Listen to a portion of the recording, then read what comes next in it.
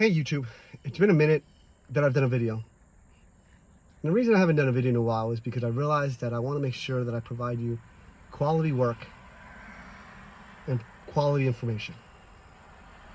I'm going to make this short and brief.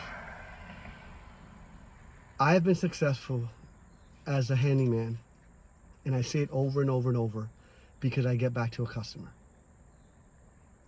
Please, let's make handyman sexy.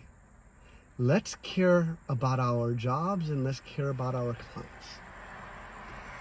Let's ensure them that we're going to get there when we're going to get there. Let's promise them the work that they deserve and what they're going to pay for. I repeat again to my customers and to everyone that listens.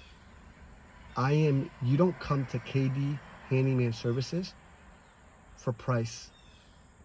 You come for quality of work, that is expected, but most importantly, the customer service, the relationship that we're building, the time I spend communicating, and my quick response to email and text. I know we all get busy, but building relationships in this business is crucial. So I ask all my handyman and everyone that wants to become a handyman, please take out time to understand what your customer wants. Be there on time. If you can't make it or something came up, because it happens to all of us, just be honest, transparent. I get so many feedbacks, positive feedbacks, and so many referrals just because I'm on time.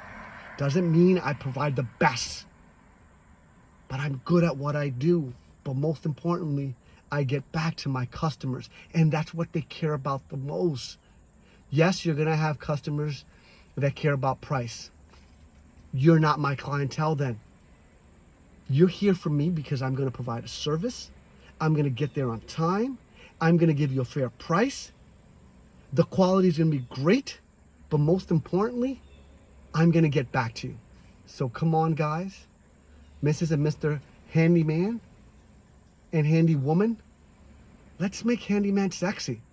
And we can do that by ensuring that the clients that we have, we take care of them. Till next time.